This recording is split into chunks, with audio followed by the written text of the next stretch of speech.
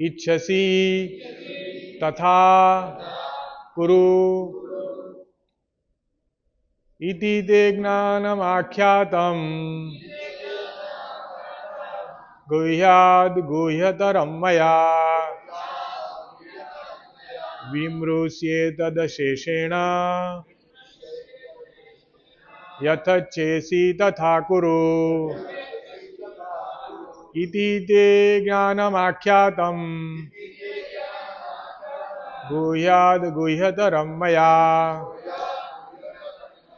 विमृश्येतदशेषेण यथेच्छसि तथा कुरु इति ते ज्ञानमाख्यातम् गुह्याद् गुह्यतरं मया विमृश्येतदशेषेण यथेच्छसि तथा कुरु इति ते ज्ञानमाख्यातम् गुह्यतरं मया तेषेण यथेच्छसि तथा कुरु इति ते ज्ञानमाख्यातम् गुह्याद् गुह्यतरं मया विमृश्येतदशेषेण यथेच्छसि तथा कुरु। माताजी इति ते ज्ञानमाख्यातम् गुह्याद् गुह्यतरं मया विमृश्येतदशेषेण यथेच्छसि तथा कुरु इति ते ज्ञानमाख्यातम् गुह्यात् गुह्यतरं मया विमृश्येतदशेषेण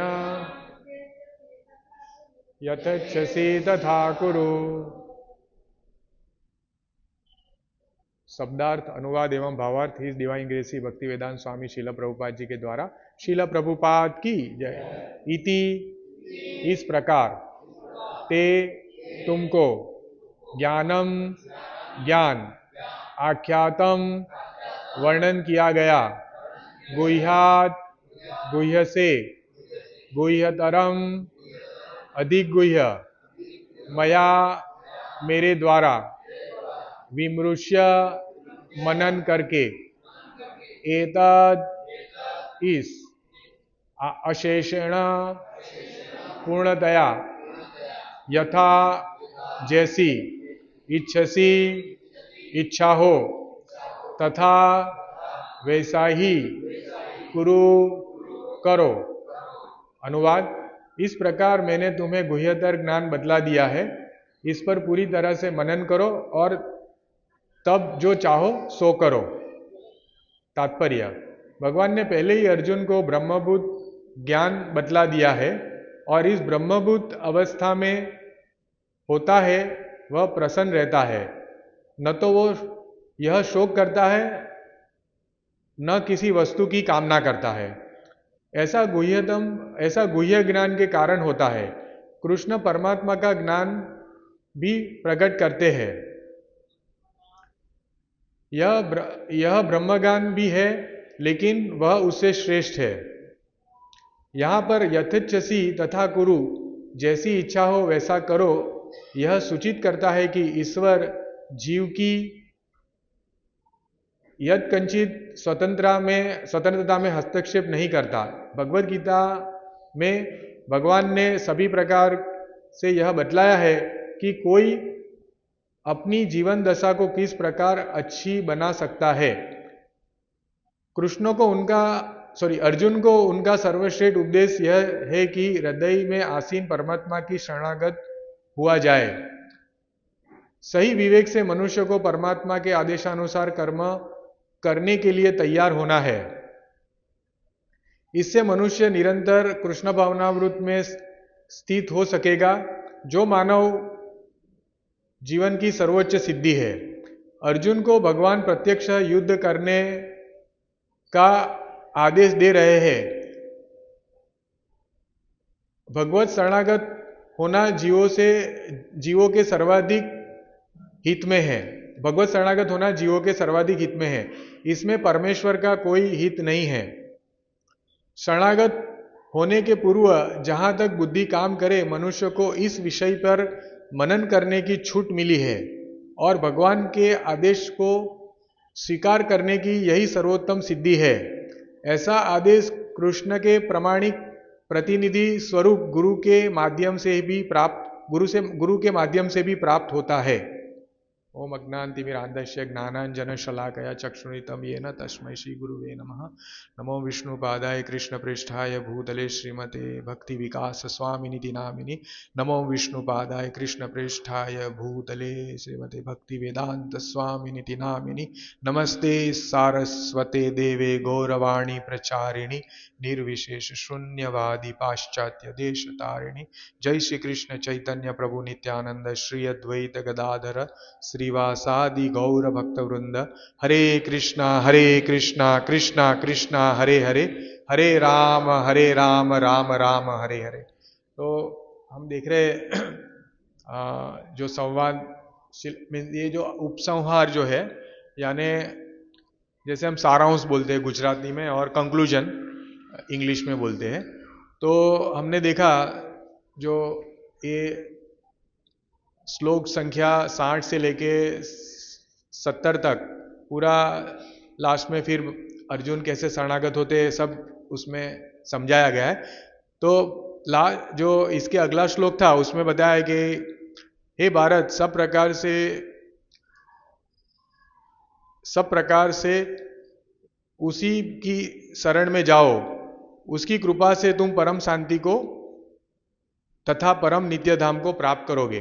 तो ये जो श्लोक है उसी की शरण में जाओ, तो महाराज ने बहुत अच्छा समझाया था कि भगवान जो है वो इंगित कर रहे हैं अर्जुन को कि परमात्मा की शरण में जाओ। और भगवान ने आगे उपदेश दिया ही है कि मेरे मीन्स 3 प्रकार के जो साक्षात्कार है, ब्रह्म, परमात्मा और भगवान। तो यहाँ पे कई मायावादी लोग इसका अलग अर्थ निकालते हैं कि ये बहुत इंपॉर्टेंट पॉइंट है कि कई बार बोलते हैं कि भगवान जो है एक पुरुष के स्वरूप में आए और भगवान ने ऐसा उपदेश दिया कि उसके शरीर में जो परमात्मा है उसके शरण में जाओ। तो परमात्मा निराकार है, और तो ये ऐसा नहीं है। भगवान के लिए उनका जो शरीर है वो सच्चिदानंद है। हमारे जैसा नहीं है कि शरीर और आत्मा, हमारा जो शरीर नश्वर है और हमारा आत्मा है वो सच्चिदानंद है। भगवान के लिए ऐसा नहीं है। तो मायावादी लोगों के लिए ऐसा श्लोक जब आता है तो वो ऐसा व्याख्या करते हैं कि भगवान एक महान पुरुष थे और उसके शरीर में जो परमात्मा है उसके शरण में जाना है। लेकिन इनको ये पता नहीं है, जैसे भगवान ने ऑलरेडी व्याख्या किया है मन मना मद भक्तो, तो तब तो भगवान अपना ही बता रहे हैं। तो एक श्लोक से उसको चेंज कर देते हैं व्याख्या को, मीन्स जैसे आधा नॉलेज और आधा इंफॉर्मेशन लेना, इसको ऐसा बोलते हैं। तो अभी जो ये श्लोक है उसमें भगवान बताते हैं कि मैंने मीन्स इस प्रकार से मैंने तुम्हें गुह्यतर ज्ञान बता दिया। तो कौन सा ज्ञान गुह्यतर है वो हमको सोचना है, और इस पर पूरी तरह से मनन करो और तब जो चाहे सो करो। तो यहाँ पे 3 चीजें बताई है भगवान ने कि मैंने आपको गुह्यतम ज्ञान बता दिया है। गुह्यतम ज्ञान यानी सबसे, आप देखते हैं जैसे भाषा है तो गुह्य, गुह्यतर और गुह्यतम, हम सुपरलेटिव डिग्री जो बोलते हैं कि सबसे हाईएस्ट, उससे बाहर का कोई है नहीं गुह्यतम ज्ञान। तो कौन सा ज्ञान गुह्यतम है? तो हम अगले श्लोक में जैसे भगवान ने बताया है कि परमात्मा की शरण में जाना। उसके आगे के श्लोक में भगवान बताते हैं कि 61 में बताते हैं कि हे अर्जुन, परमेश्वर प्रत्येक जीव के हृदय में स्थित है और बल्कि भौतिक शक्ति से निर्मित यंत्र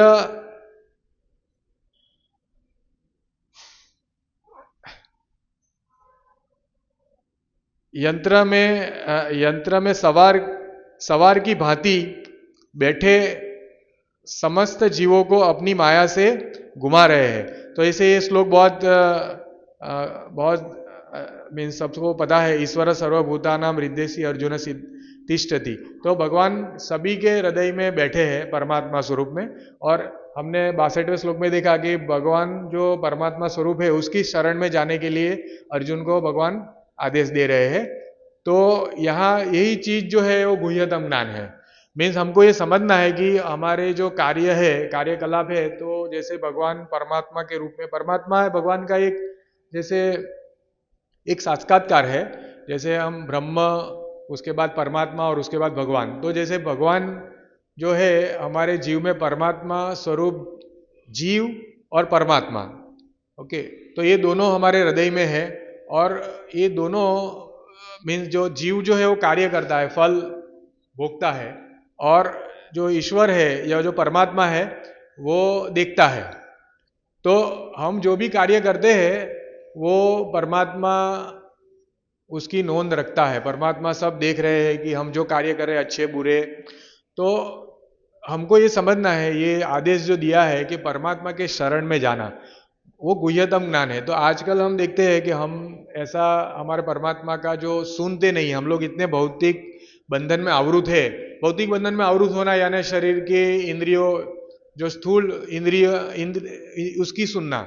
हम इंद्रियों का जब सुनेंगे, जैसे हमारा आंख बोलेगा, मीन्स हमारा मन बोलेगा कि आंख से हम कुछ ऐसे दृश्य देखे, या जीवा हमको ऐसा प्रेरित करेगी कि कुछ अच्छा खाना है जो भगवान को ऑफर भी नहीं किया, किसी ने भी बना लिया है बाहर, तो वो खा लो। या हमारी त्वचा है वो ऐसा सोचेगी कि किसी का स्पर्श कर ले हम। तो ये जो आवेग है इंद्रियों के, वो स्थूल है इंद्रियों का आवेग। और हम उसका जब सुनते हैं तो वो परमात्मा को नहीं सुनना ऐसा हो जाएगा। मीन्स जैसे हम परमात्मा का सुनेंगे तो हम जो भी कार्य कर रहे हैं उसमें हमको परमात्मा हमको समझाएंगे कि ये अच्छा है ये बुरा है। लेकिन प्राय हम लोग इतने जड़ बन चुके हैं कि हम अपने परमात्मा का नहीं सुनते हैं। हम ज़्यादातर हमारी इंद्रियों मन का सुनते हैं और मन के कारण हम इंद्रियों के वश में रहते हैं। तो ये ज्ञान गुह्यतम इसलिए है कि इसके वजह से हम ये जन्म मृत्यु से बच सकते हैं, और कोई उपाय नहीं है। तो भगवान की शरण में जाना, परमात्मा की शरण में जाना यानी क्या? उसका अर्थ ये है कि हमको जो भगवान के आदेश है उस तरह से हमारा जीवन व्यतीत करना।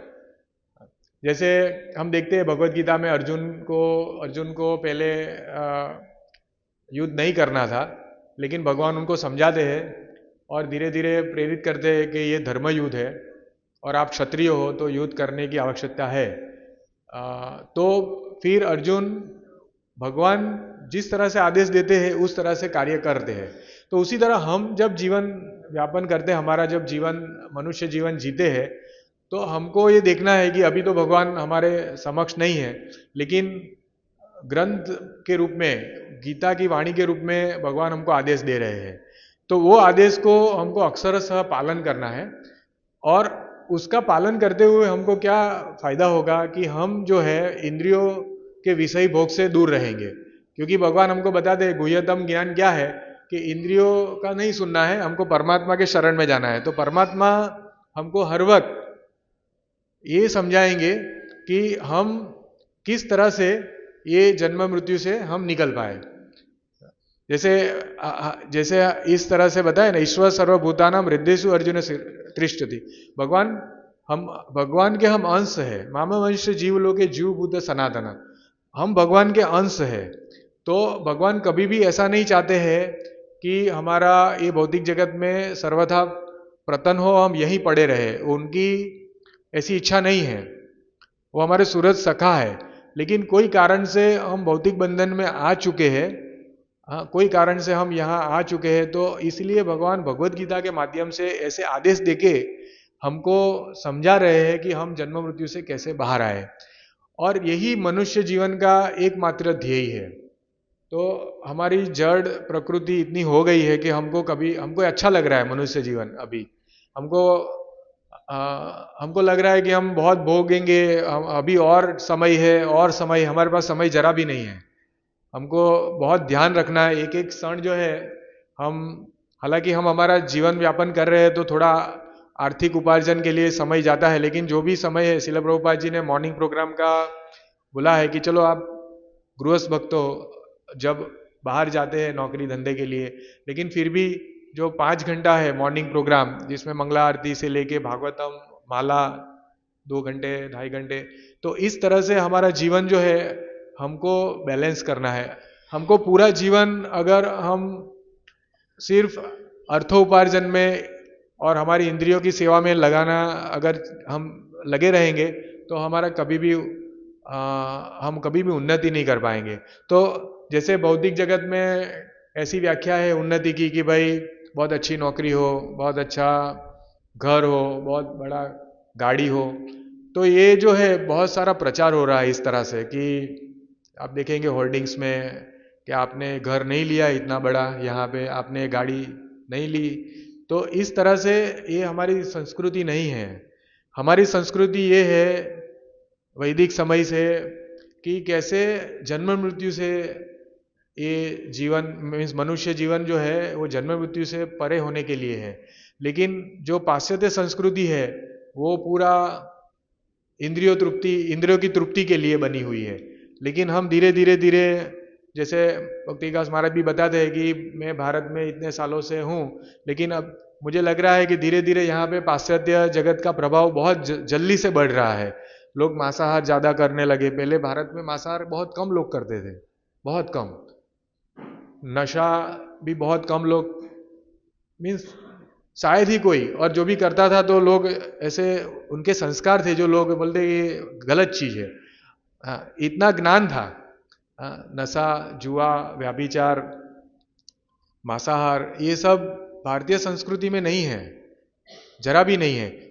और लोगों को पता था कि ये सब चीजें खराब है, लेकिन अभी क्या है, लोग उसको ऐसा व्याख्यायित करते हैं कि ये तो सब होना ही चाहिए। अगर आप देखते हैं बड़ी बड़ी कई बार ऐसी पार्टी होती है, लोग पकड़े जाते हैं, उसमें बड़े बड़े घर के लोग होते हैं, तो उनका एक स्टेटस सिंबल बन गया है कि दारू पीना, मिलके जुआ खेलना, है ना। और जो नहीं करते हैं उनको अपना प्रभाव बताते हैं कि नहीं आप गलत कर रहे, आप तो पिछड़े हुए हो, एडवांस बनो। तो ये पूरा उल्टा पुल्टा जीवन है। तो इसलिए हमारा एक ही आश्रय है कि हम भगवान के चरण कमलों की सेवा करें। बाकी हम कभी भी इससे मुक्त नहीं हो पाएंगे। जैसे आज अभी इस जन्म में हमने बहुत इंद्रिय तृप्ति किया, हमको फिर से कोई जन्म मिलेगा, कोई प्राणी का या कोई मनुष्य का, हमारा ट्रेनिंग नहीं है इस जन्म में, इसलिए वापस वही करेंगे, फिर वापस यही करेंगे। इस तरह से हमारा जन्म मृत्यु जरा व्याधि चलता रहेगा, और एक के बाद एक दूसरी योनि में तथा देहांतर प्राप्ति, इस तरह से एक के बाद एक देह मिलता रहेगा। और हमको ट्रेनिंग एक जीवन में हमको अच्छे से ट्रेनिंग कर लेना है, जिससे हमारा पूरा जन्म मृत्यु का जो साइकिल है वो टूट जाएगा। तो बुद्धिशाली व्यक्ति होना चाहिए। जैसे कि आप देखते हैं ना, जैसे ये लोग ये जो बिजनेसमैन होते हैं बड़े बड़े, तो मैं उसकी प्रशंसा नहीं कर रहा हूं, लेकिन उनकी जो दक्षता है कि कब कौन से बिजनेस में पैसा लगाना है, कब लगाना है ना, तो उनको ऐसा ज्ञान रहता है। फ्यूचर में सोचते हैं कि आज इतना लगाऊंगा तो फ्यूचर में ये बिजनेस और बढ़ेगा। तो हमको हमारा सोचना है उस तरह से, अच्छे दक्ष बनना है हमको, कि हमारा जीवन का एक एक क्षण है, हमको मिसयूज नहीं होने देना है कोई भी जगह पे। हमको फ्यूचर का, हम ऐसा शॉर्ट टर्म देखते हैं कि मैं अभी ये पा लूंगा, मुझे बहुत अच्छा लगेगा, मेरा बहुत नाम ना हो जाएगी। जैसे कोई बहुत बड़ा एजुकेशन ले लेगा या बहुत बड़ी कार है, कितने दिन लोग प्रशंसा करेंगे, 1 दिन 2 दिन, फिर तो क्या है ना। फिर भी हम उससे छूट नहीं पाते हैं और उसके पीछे दौड़ते हैं। लेकिन वही चीज है कि हमको शाश्वत जो शाश्वत हमारा जो जगह है उसके पीछे हमको दौड़ना है। हमको शॉर्ट टर्म देखना नहीं है, लॉन्ग टर्म देखना है, एक अच्छे बिजनेसमैन की तरह कि हम कैसे ये मनुष्य जीवन का अच्छा व्यापार करें। मीन हम अभी बैड बार्गेन कर रहे हैं, हमारा एक एक क्षण जो है वो अच्छी तरह से यूज नहीं कर रहे हैं। हम जब इंद्रिय तृप्ति में यूज करेंगे तो वो तो इंद्रिय तृप्ति तो हर एक जन्म में सबको मिल रहा है ना। बुद्धिशाली आदमी ये सोचेगा कि मुझे बुद्धि भगवान ने क्यों दी है। इसलिए यहाँ पे बहुत अच्छे तरह से ये श्लोक में समझाया है कि विस्मृते तद शेषेण यथेच्छसी तथा कुरु। भगवान बताते हैं कि इसको मनन करो, जो मैं आपको बता रहा हूं ये आदेश, उसका मनन करो। विस्मृते उसका मतलब है मनन करना। अशेषण मीन्स पूरी तरह, कुछ बाकी ना रहे। मीन्स ऐसा नहीं कि थोड़ा सा सोच के आपने कुछ काम कर लिया फिर आपको पछताओ कि मैंने तो ज्यादा सोचा ही नहीं, मनन नहीं किया। तो भगवान करते हैं कि भगवान अर्जुन को बताते हैं, अर्जुन के माध्यम से हमको ही बता रहे हैं कि इसको मनन करो, ऐसा मनन करो कि बाद में कोई शंका ना रहे। और उसके बाद यथेच्छसी तथा कुरु, उसके बाद जो इच्छा है वो करो। तो भगवान ने आंशिक स्वतंत्रता दी है जीव को, क्योंकि जीव जो है भगवान का अंश है। जैसे मैंने आपको बताया कि भगवान बता रहे हैं ना, मामे वंश जीव लोग जीव बुद्ध सनातन, भगवान के हम अंश है। तो जो भगवान के गुण हैं सभी गुण हमारे में है, लेकिन हमारी मात्रा बहुत लघु है। भगवान की मात्रा बहुत विपुल है, विभु, हमारी मात्रा बहुत कम है। तो गुणात्मक दृष्टि से हम लोग, हमारा दृष्टिकोण से हम समान है। तो इसी तरह जैसे भगवान स्वराट है, भगवान को स्वतंत्रता है भगवान, तो उसी तरह भगवान ने हमारे जो भगवान के अंश है उसमें भी स्वतंत्रता है। तो यहाँ विषय ये आता है कि हम स्वतंत्रता का, इसलिए मैंने बोला कि दक्षता जो है हमको चाहिए कि हमको जो स्वतंत्रता मिली है उसका हम कैसे उपयोग करें। और यही मनुष्य जीवन का ध्येय है। कुत्ते बिल्ली को बहुत भगवान ने इंद्रिय, बहुत हमारे से अच्छी इंद्रिय है उनकी। कुत्ता है वो, मैंने सुना है कि कई किलोमीटर के आगे तक का उसको, उसकी जो फ्रेग्रेंस है वो सूंघ सकता है कुत्ता। तो हमारे से उनकी इंद्रिय पावरफुल है। कुत्ते कबूतर भी बहुत सारा यौवन ये मैथुन सुख कर सकता है हमारे से बहुत ज्यादा। तो बहुत पावरफुल है इंद्रिया, लेकिन उसमें उनमें ये चिंतन करने की शक्ति नहीं है कि मेरा जन्म क्यों हुआ है, मुझे क्या करना है मनुष्य जन्म में, मुझे जन्म मृत्यु से अगर परे होना है तो क्या करना है, वो उसको बुद्धि नहीं है। तो उसी तरह यह भगवान बताते हैं कि आपको जो बुद्धि दी है वो बुद्धि से आप मनन करो। आप देखो कि ये आदेश जो मैं दे रहा हूं उसका क्या फल प्राप्ति है ना। तो वो मनन इस तरह से करो एकदम पूर्ण श्रद्धा से, और फिर जो इच्छा है वो करो।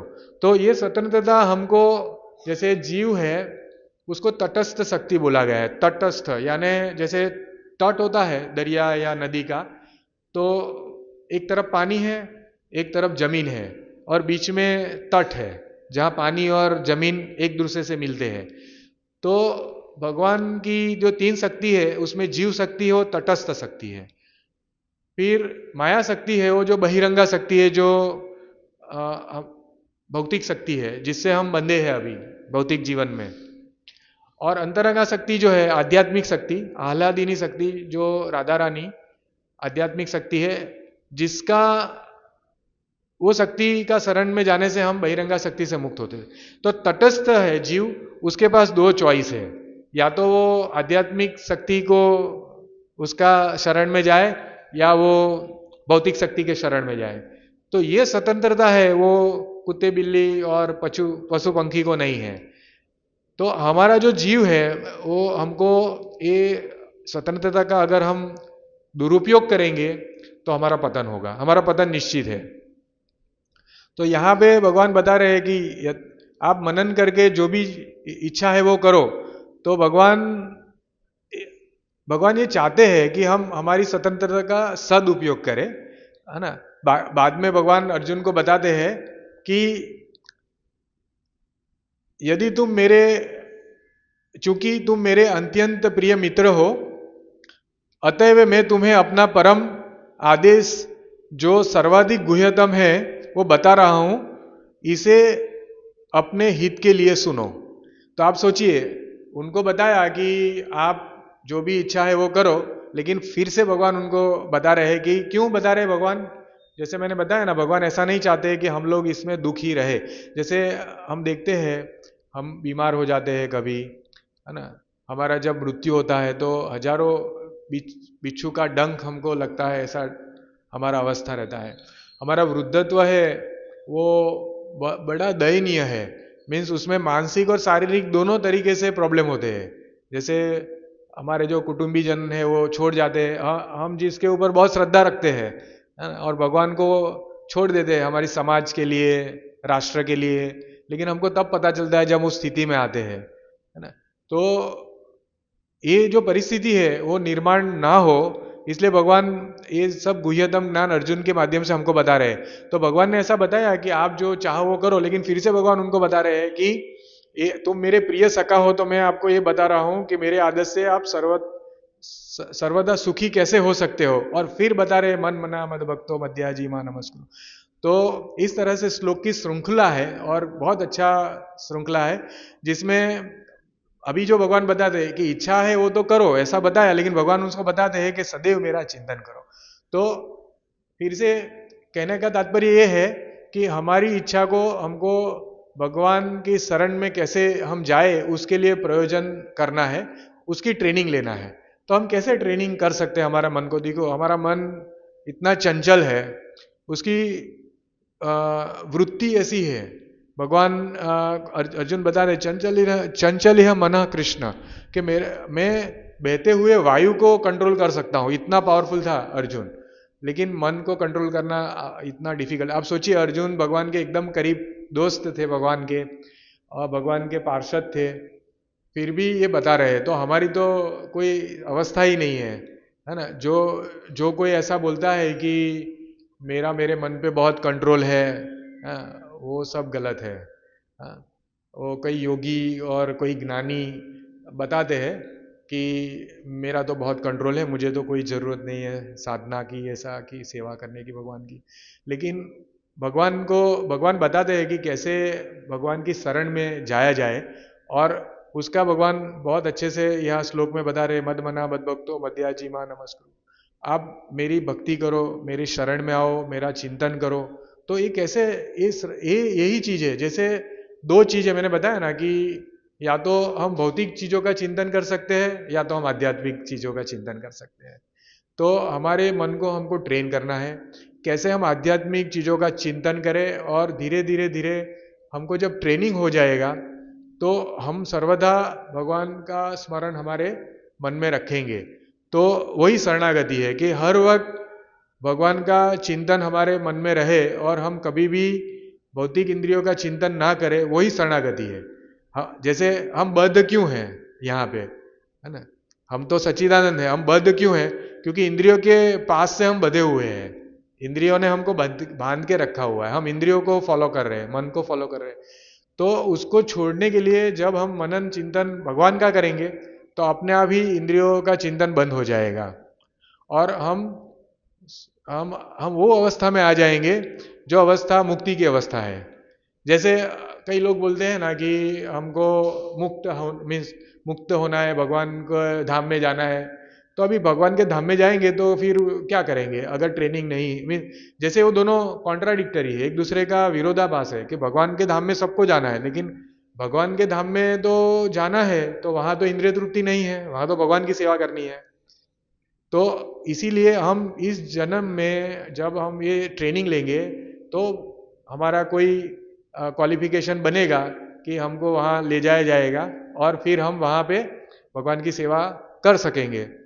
तो हमारे इंद्रियों को निग्रह करने के लिए जो भगवान ने आदेश दिए है कि सदा मेरा चिंतन करो, तो इसलिए कैसे कलयुग में हम ऐसा कर सकते हैं, हमको ये समझना है। तो कलयुग में बहुत सबसे पहले श्रवणम, तो हमको सुनना है ना, हरि नाम कीर्तन सुनना है, भगवत गीता भागवतम सुनना है। क्योंकि एक्चुअली जो हम सुनेंगे ना उस तरह से हमारा कार्य होगा। जैसे हम देखते हैं बचपन में पिताजी ने कुछ कहा है, या तो हमारे टीचर ने कुछ कहा है, कि भाई ये ऐसा करो, ऐसा ऐसा बनो, डॉक्टर बनो, ये बनो, तो हम उस तरह से कर रहे हैं। तो इसी तरह क्योंकि हमको ये ज्ञान नहीं मिला है, तो श्रवणम से हमको शुरू करना है। हमको हर वक्त थोड़ा मीन्स समय निकाल के भगवान के आदेश जो है भागवतम, श्रीमद् भागवतम, भगवत गीता पढ़ के हमको सोचना है कि भगवान क्या कह रहे हैं और आध्यात्मिक जीवन हम कैसे व्यतीत कर सकते हैं। तो पहला ये। फिर हमको श्रवण करने के बाद प्रैक्टिकल सुनना सुनना जरूरी है। फिर प्रैक्टिकल, जैसे हमको किसी ने बताया इंजीनियर बनो, तो हमने फिर प्रैक्टिकली इंजीनियर बन के हमने कुछ काम किए इंजीनियरिंग के। तो उसी तरह जब हमको बताया जाएगा भगवान के द्वारा कि ऐसा करो, फिर हमको प्रैक्टिकली उसको इंप्लीमेंट करना है। ज्ञानम ते हम सविज्ञानम इदम वक्ष्यामि अशेषतः। भगवान बोलते हैं कि ज्ञान और विज्ञान, विज्ञान यानी प्रैक्टिकली इंप्लीमेंट करना है। हम देखते हैं ज्ञानी, कर्मी और जो योगी लोग हैं वो कुछ ना कुछ करते हैं, लेकिन भगवान की शरण में जाने का प्रयास नहीं करते हैं। मीन्स वो दैहिक भाव में रहते हैं, मैं कर रहा हूं इस तरह से। तो भगवान के शरण में जाने के लिए हमको साधना करनी पड़ेगी, सेवा करनी पड़ेगी, जो भगवान बताते हैं उस तरह से। तो कलयुग में हरिनाम संकीर्तन, जैसे श्रील प्रभुपाद जी ने बताया है कि 16 माला भगवान का नाम जप, हरे कृष्णा महामंत्र का नाम जप करना है। हरे कृष्णा कृष्णा कृष्णा हरे हरे, हरे राम राम राम हरे। तो ऐसा नहीं है, कई लोग अभी देखते हैं बहुत सारा प्रचार होता है कि भाई इस्कॉन का ये मंत्र है, इसका राधे राधे है, इसका ये मंत्र है। ऐसा नहीं है। हम इस्कॉन में इसलिए ऐसा नहीं बता रहे कि ये मंत्र का उच्चारण करना है। कली संतरण उपनिषद में है कि ये 16 अक्षर का मंत्र है, वो आपको कलयुग की बद्ध अवस्था से निकालेगा। तो ये शास्त्रिक है, शास्त्रिक विधि है। ऐसा नहीं कि इस्कॉन की विधि है। ये सर्वत्र ये कलयुग के लिए शास्त्र से ये बताया गया है कि ये मंत्र जो है वो कली का जो कल्मश है उससे जीव को निकाल सकता है। तो हमको ये महामंत्र जप करना है रेगुलर। तो उससे क्या होगा, हमारी चेतना शुद्ध होगी। क्योंकि हमारा इतना जैसे लिखाई पढ़ाई हो गई है हमारा मानस पटल पे, बहुत सारा दृष्टिकोण, बहुत सारे चित्र, बहुत सारा चीजें लिख दी गई है ना, भौतिक जगत के द्वारा। तो उसको निकालने के लिए हमको सेवा और साधना, तो जो श्रवण के बाद हमको उसका इंप्लीमेंट करना है सेवा से और साधना से। तो उसमें सबसे पहले हमको अपना चेतो दर्पण मार्जन करना है। तो चेतो दर्पण मार्जन यानी सबसे बढ़िया उपाय है कलयुग में भगवान का कीर्तन जप। और उसमें हमको कोई लॉस नहीं है हमारा, उसमें कुछ ऐसा नहीं कि उसको करने से हमारा कुछ गलत हो जाएगा, फायदा ही फायदा है ना। तो हमको हमारे जीवन में इसको कैसे भी जोड़ना है, धीरे धीरे चालू कर सकते हैं। हम सब लोगों ने भी 1 माला 2 माला ऐसा ही चालू किया था शुरुआत में। टाइम हमारा निकालने का थोड़ा हो सकता है कि हमको कठिन लगे, लेकिन भगवान की कृपा से धीरे धीरे टाइम निकलेगा और 16 माला हम कर पाएंगे। तो हमको ये सबसे पहले निर्णय लेना है कि हम भगवान का कम से कम, जो नहीं करते हैं, कम से कम 1 माला करें। फिर कैसे बढ़ा सकते हैं, 1 वीक के बाद 2 माला ऐसे करके। तो इस तरह से करना जरूरी है। फिर भगवान की कोई भी छोटी मोटी सेवाएं हैं, जो हमारा सेंटर है वहाँ पे आप थोड़ी सेवा दे सकते हो। जैसे बुधवार के प्रोग्राम में हम थोड़ी सेवा, तो हम देखते हैं कई भक्त जो है जो जुड़े हैं छोटी मोटी सेवा दे रहे हैं, तो उनका बहुत प्रगति हो रहा है। तो इस तरह से भगवान देखते हैं।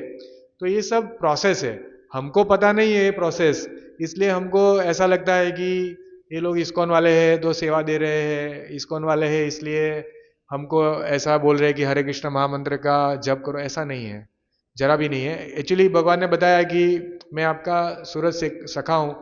भगवान का इसमें क्या फायदा है, या तो जो ज्ञान जो दे रहे हैं भगवान, हाँ, उसमें भगवान का कोई फायदा नहीं है ऐसे देखने जाए तो इसी तरह ये ज्ञान हमारे चेतो दर्पण मार्जन के लिए, हमारी बुद्धि को एलिवेट करने के लिए उच्च अवस्था में जाए और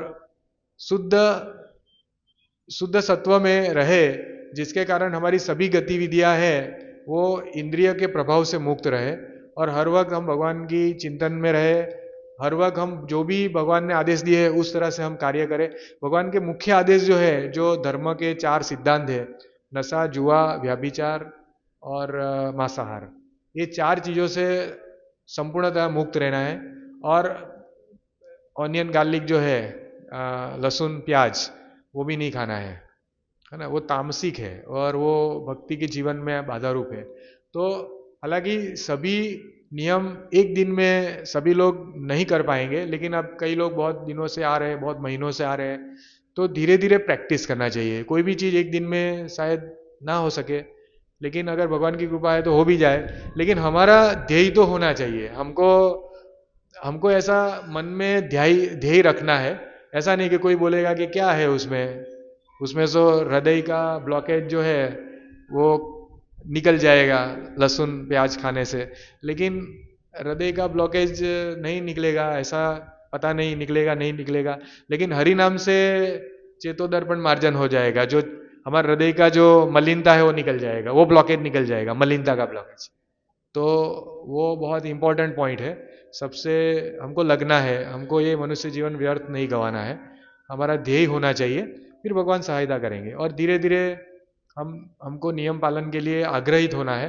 क्योंकि कभी आप देखेंगे ना, कभी भी हम ऐसा नहीं सोचेंगे या ऐसा नहीं होगा हमारे जीवन में कि कुछ अपने आप हो जाए। कई कई बार मैं किसी को मिलता हूं तो बोलते कि भगवान जब इच्छा करेंगे तो होगा ऐसा। ऐसा नहीं है। देखो हम अपना, इसीलिए तो स्वतंत्रता की बात की गई है ना।